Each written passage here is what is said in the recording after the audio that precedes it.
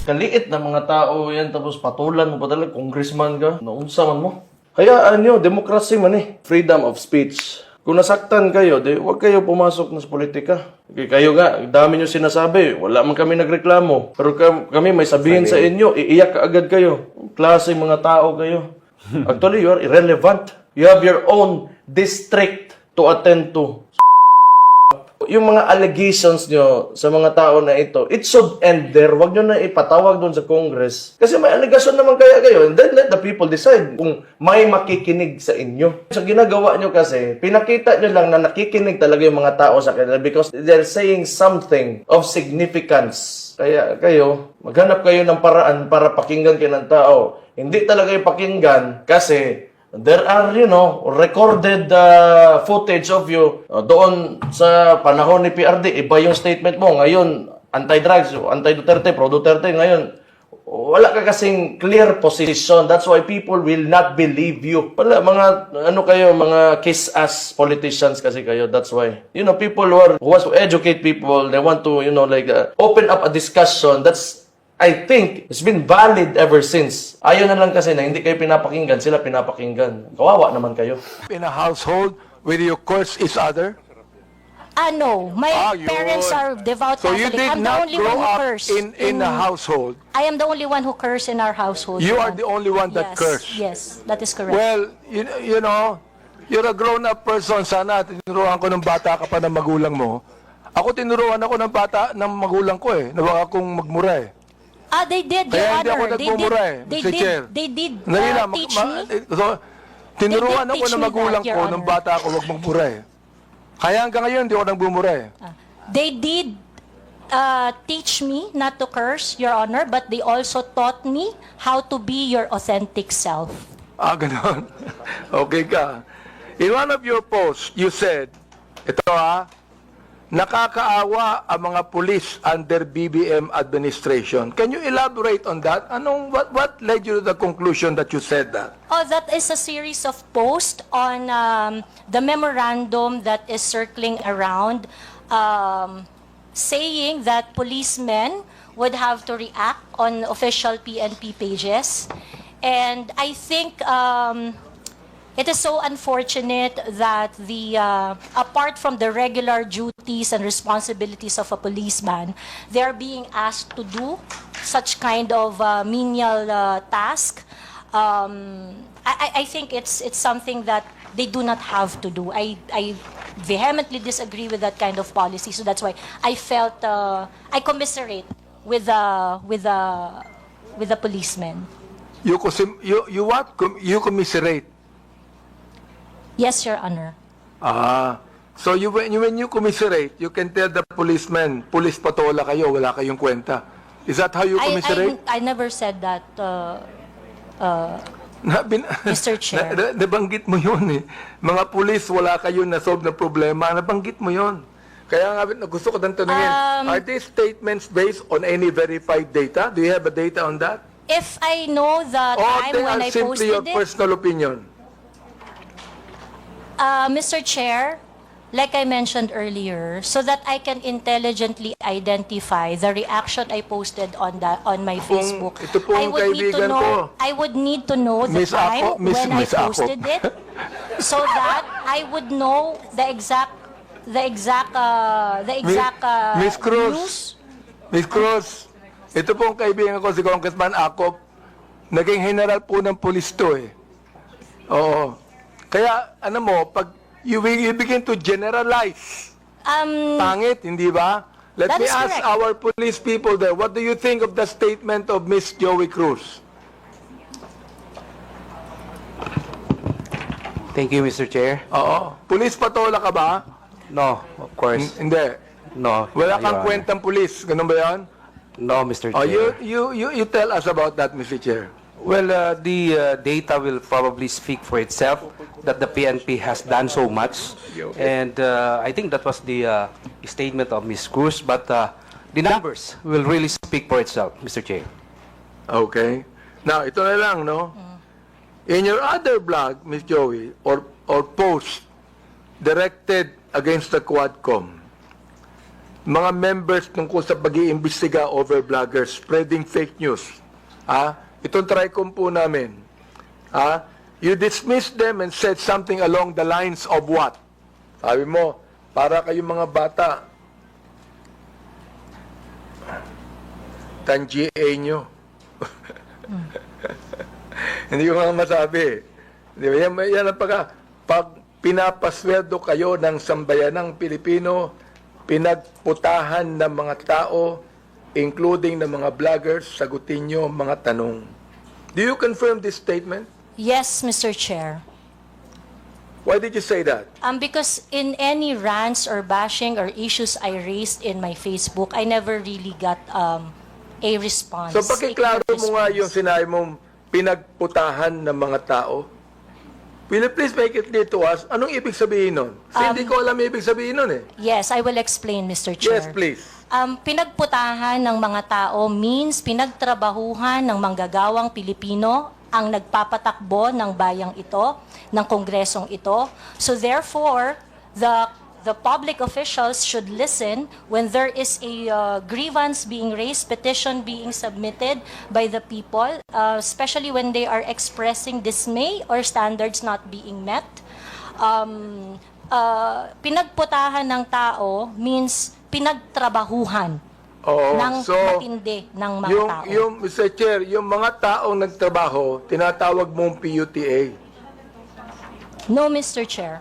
Ayun ang nabanggit mo eh. And Mr. Chair, sa Katagalugan po, ang ibig sabihin po niyan, dahil nga po ang tao ay nagtatrabaho, ang isang hardworking na tao ay nagtatrabaho ng long hours, they would always express ng frustration dun sa kanilang pang-araw-araw na challenges. So that is why, ganun po ang Bulakenya po ako, Mr. Chair.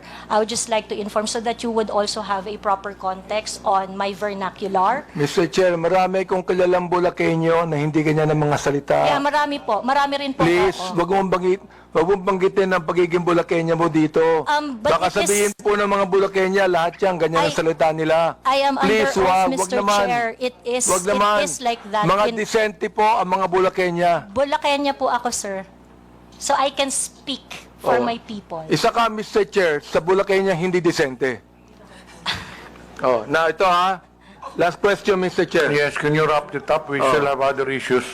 Given your consistent use of offensive language, not only against me, against others, for example, personal insults, unfounded allegations, you cannot even verify it with your data. Do you believe your actions are still protected under freedom of expression? I take exception, Mr. Chair, Or on have you crossed the alleging line unfounded accusations because Or have you crossed the line into abuse of your right? I understand my right, Mr. Chair, and I understand that I have no right to abuse my right. Good. So, ibig sabihin doon, you have no right to use abusive language against a person you do not even know personally. Using profanity is not necessarily abusive, Mr. Chair. Well, you made that in a personal way. So, let the people judge it. No, because Correct, a lot Mr. of people Chair. are watching Agree. now. Let the people judge Mr. it. Chair. So, siguro, yun na lang, Mr. Chair, ang may atanong ko. Filipino vlogger? Mr. Chair, manggagawa ho ako Sandali lang, na may sandali lang. platform ho. Sandali So, lang. ordinaryong Pilipino ho ako, Sandali Mr. lang. Chair. Mr. Vlogger ka Chair, eh. point of order. We have our rules here. I think the resource person cannot answer without being recognized by the chair. Sorry, Mr. Chair. Okay, to all reminder to all resource persons, let the interpolator finish his line of questioning in his statement, and resource persons can only talk when the chair recognizes them. Okay. Nabanggit mo kanina na yung profanities, yung insult, yung malicious accusations, kung yan ay sinabi sa kanyang, anong tawag doon, functions bilang public official, okay yon. Yung sabi mo, di ba? Yung... But not on a personal basis, correct? Ayan. Yes, Mr. Chair. Sabihin natin, naniniwala ako dyan. Pero, hindi naman niya sinabi yan sa akin on my public functions, official functions. It is a personal accusations on me. Mr. Elijah. I cannot, Mr. Chair, can I be? I cannot speak on behalf of Miss Joey, Mr. Chair. Inaano ko lang yung sinabi mo. Yes, Mr. Chair. Okay, now I'd like to ask Miss Joey, Miss Cruz, are you insulting me on my public official functions or it is a personal accusation on me? It's not a personal accusation, Mr. Chair, and I think we have agreed early on that we do not have any personal relationship. So Yes, that that's is right. just- Pero ito, ang sabi ni Elijah, okay lang yon kung yan ay sinabi in my official functions as a public servant. Alam mo ba yung official functions ko? Yes, Mr. Chair, and Alam mo. So therefore, hindi ka naniniwala sa aking official functions, kaya tinawag mo akong gago. no, Mr. Chair, the observation that I uttered to describe your performance of your official action, that is my observation. That is what I felt. Well, inobserbuhan mo ba yung aking official functions? Yes, Mr. Chair. Inobserbahan mo since I won in 2019? No, Mr. Chair. I closely monitored your performance as a congressman in the 19th Congress. And you hated me for that. No, not really, Mr. Hindi, Chair. gago. Just in the Binagit mo 19th sa akin Congress. gago, so you hated me. Mr. Chair. Ano ba ibig sabihin nun? Binanggit mo, gago ako. Binanggit mo, isasampal ko ito sa pagmumukha mo. Binanggit mo, I'm going to be... Hindi ko babanggit eh. Okay. If you prepared, binanggit mo yun eh. May I Oo. respond, Mr. Chair? Therefore, you hated me. Hindi pwedeng sabihin mo sa akin na you love me. Is that the person that you said that you love me? I love you and because of that, isasampal ko ito sa'yo. May I respond, Mr. Chair? Yeah, go ahead. Sige, Okay. Mr. Chair, go ahead, respond. At the very most, I do not like your performance as a member of the 19th Congress. But hate is such a powerful word because we established earlier that we do not have any personal relationship or any Kaya nga, personal Mr. Chair, affiliation. binanggit mo yung human rights. Yes, Binanggit mo Mr. yan kanina, Chair. di ba? Correct, Mr. Therefore, Chair. Mr. Chair, you violated my human rights. Why? Because when you said those profanities, those insults, yung gago, yung isasampol ko ito sa pagbubuka mo, you violated my human rights. You did. May I respond, Mr. Chair? Teka, Mr. Chair, hindi ako nagagalit sa'yo. Okay? At wala akong pakialam sa'yo. Kahit na anong sabihin mo, okay lang sa akin. Alright? Pero itong ating pinag-uusapan ngayon, merong kinalaman sa mga legislation na aming gagawin later on. That is why I am asking you right now. Sapagkat napakahalaga nito. Kapag binabanggit mo, if you're saying that using profanities, insults, and malicious accusations online represent fair and respectful discourse and a healthy discourse, therefore you're telling us that the freedom of expression is absolute. You can say anything you want, and that is freedom of expression. Yun ang sinasabi ko, Mr. Chair. May I respond, Mr. Sapagkat, Chair? pag binanggit mo, if you said that freedom of expression is not absolute, therefore, there are certain things that you cannot say. Yun ang ibig sabihin nung freedom of expression is not absolute. May limitation yun. Di ba? Oh, go ahead. You can answer now. Okay, thank you very much, Mr. Chair. Mr. Chair, in the universal thoughts and ideas, there would always be a limitation. The freedom of speech is not absolute. And the limitation of freedom of speech is well defined. Under the law, under the jurisprudence, there are things that you cannot say. There are things that Mr. Chair, you what cannot... jurisprudence are you talking about? Supreme Court decisions, Your Honor. Can you tell me what law? Example of law that limits your Yes. freedom of expression. For Can you example, tell me the Mr. Chair, jurisprudence? yes, Mr. Chair. For example, Mr. Chair, there is, I cannot specify the specific law, Mr. Chair. There but is a law on libel. yeah, law There on is a libel. law on slander. there is a law. Is it okay, Mr. Chair, if I give my example? Okay, thank you very much. One example, and I think this example is very demonstrative, is very illustrative of the limitation of freedom of speech. Right now, it is election, midterm election, and it is not allowed that people are going to campaign on the day of the election day. That is a clear prohibition to express on the part of the citizen to say whatever they want to say on that Teka, election day. Mr. Chair, ano po ang connection nung binabanggit mo? I'm asking you about the jurisprudence. I just told you that there is a law against on libel, on cybercrime. What you said today is libelous. What you said here is libelous. Why? Mr. Because Chair. there is a malicious intent. When you use profanities, when you use the word gago, there is a malicious accusation, and that is libelous.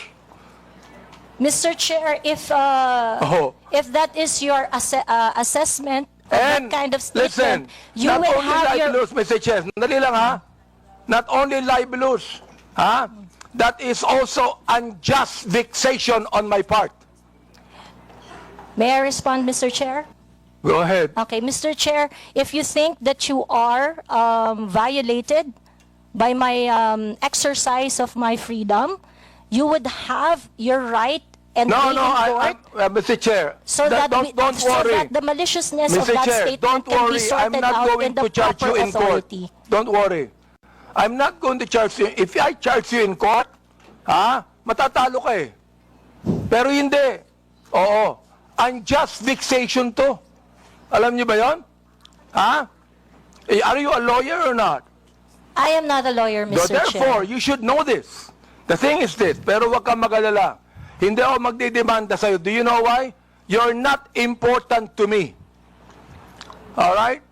Ang dahilan lamang, kaya natin ginagawa ito, para magkaroon kami ng idea kung anong legislation ang nais naming gawin. Pero ikaw, you are not important to me. Alright? Oo. Thank you, Mr. Chair. Yan. Yeah, wag kang mag-alala. Hindi ako kailanman magdidemanda sa'yo. Alright? Oh. Tumatawa ka pa eh. Thank you, Mr. Chair. Natatawa ka sa akin eh. No, Mr. Chair, I am Oo. expressing my gratitude, Mr. Chair. Ganun ba? Mr. Chair, tumatawa ka and you're expressing your gratitude by your sarcastic laughter? I am not laughing, Mr. Chair. It's just a natural smile, Mr. So Chair. gusto kong tanungin po, itong ating vloggers na ito, kayo po mga vlogger natin, do you agree with what Miss Joey Cruz said? Every one of you could be able to answer, if you agree. I have a lawyer there. Attorney Trixie.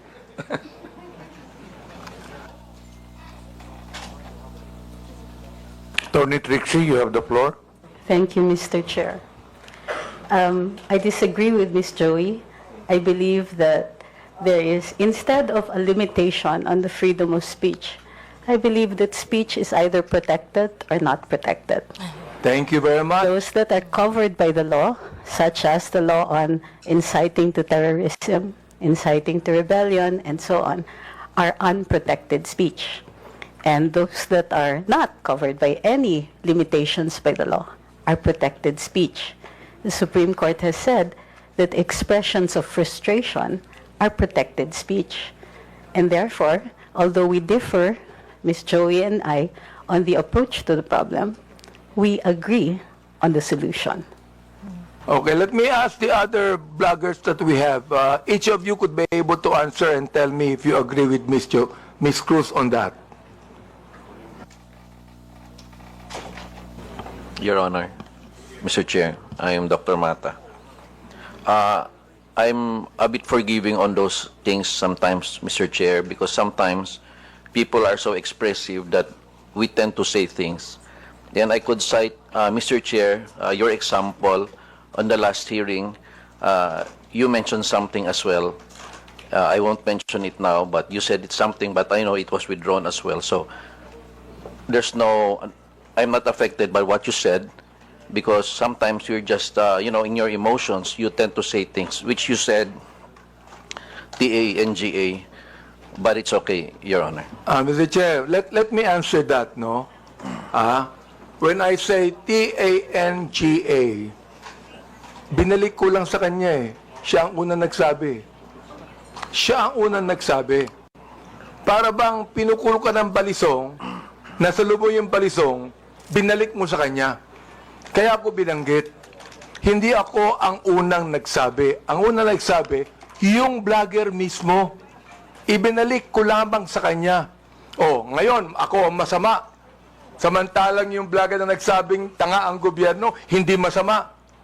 Nung ako ang nagsabing tanga, ako naman ngayon na masama. Ano ba talaga, Mr. Chair?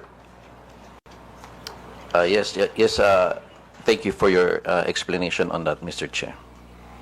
Mr. Chair.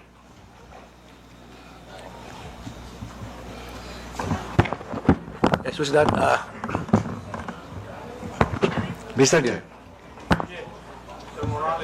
Mr. Morales, please proceed. Yes, sir. Doon sa kaya Miss Joey Cruz, ang ko lang, bilang isang dating tauhan ng gobyerno, wag lang sana tayong magpakita ng anumang kagaspangan para hindi tayo napapansin ng publiko. Yun lang po. Ano yung ibig sabihin? Huwag lang magpakita ng kagaspangan para hindi makita ng publiko. Yes, Your Honor, Mr. Chairman. Yun lang po. Kasi kung magpapakita tayo ng kagaspangan at makikita ng publiko yung hindi na aayon na kilos ng isang public official, talaga makikita po tayo. At yun mapapansin ng publiko. Huwag naman sana tayong masasaktan. Sinong tinutukoy mo, Mr. Chair? Your Honor, yun pong mga gumagawa ng kagaspangan, yun po yun. Sino nga yung tinutukoy mo? Aba, hindi ko po alam. Siguro po, maaaring kayo po, Your Honor, mawalang galang na po, nasa inyo po yun kung sino po yung mapapatungkulan nun. Mr. Chair, ano ba yung kagaspangan na narinig mo? Sino nagsabi ng kagaspangan? Your Honor, ito po bilang isang dating tauhan ng gobyerno. Nagiging maingat dapat ang isang tauhan ng gobyerno habang siya ay nanunungkulan. Katulad ng pagnanakaw, pag-aabuso sa tungkulin, pagmamalabis. Yan po yung isa sa mga dapat na tinitingnan natin. At kung tayo man ay tauhan ng gobyerno, dapat ginagampanan natin ng buong husay, buong giting, tulad ng mga alagad ng batas na handang ialay ang sarili niyang buhay para lamang doon sa sinumpaang tungkulin. Mr. Chairman, Mr. Chair, tama yung binanggit ni Mr. Morales tama Pero ang tinatanong ko sa iyo, nag-a-agree ka ba sa sinabi ni Miss Cruz? Saang particular, Your Honor, Mr. Chairman? Hindi ka pa na nakikinig sa akin Ang bihira naman buhay ito.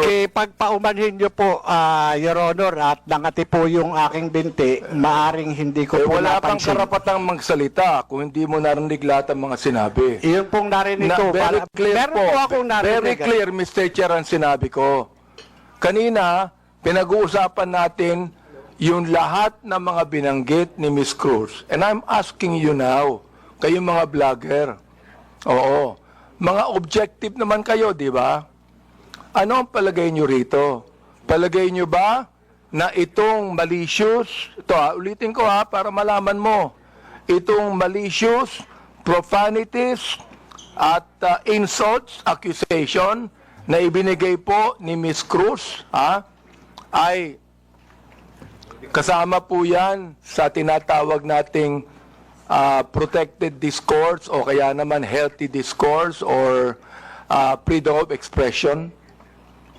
Yun po pinoprotektahan ng batas. Ito po yung pong opinion o saloobin ng isang mamamayang Pilipino patungkol doon po sa pagkukulang ng isang public officer. Yun po hindi pinoprotektahan ng batas. Ito po yung pag-iingganyo ng paggawa ng illegal o labag sa batas. Yung pagkukulang, Mr. Chair, ay kung walang ginawang illegal, may karapatan ba siya? Kung walang ginawang illegal, Your Honor? Depende po Depende po sa napapansin at kung po sa nagbibigay ng opinion, Your Honor. Miss Joey, meron po ba akong ginawang illegal? Meron po ba? Nothing that I said in the Yun, vlog. wala akong ginawang illegal. Meron ba akong ginawang immoral? There are things that I may not agree. You because may of not agree, differences. that's fine Yeah, with me. Yeah. Pero ang tinatanong ko, meron ba akong ginawang immoral? Differences I in agree values, that there Your are Honor. some things that you do not agree. Okay lang yun sa Differences in akin. values, Your Honor. Di ba? Pero wala akong ginawang immoral o illegal. You said that yourself. So therefore, anong ibig sabihin ng profanities, insults, and malicious accusations you gave to me? Yun ang tinatanong ko. May I answer, Your Yes, Honor? go ahead. Okay. First of all, Your Honor, I would just like to take exception once again that I never agreed to anything, any statement that is malicious as part of freedom of speech. It's not. What I said are not malicious. Those are observation on my end, and the profanity is part of part of my expression of discontentment, disgust, because my expectation for a public officer is not Therefore, met. Mr. Chair, when you're saying that a public official who is not doing anything illegal or immoral, and you said something malicious, insult and profanities, Again, that is your observation.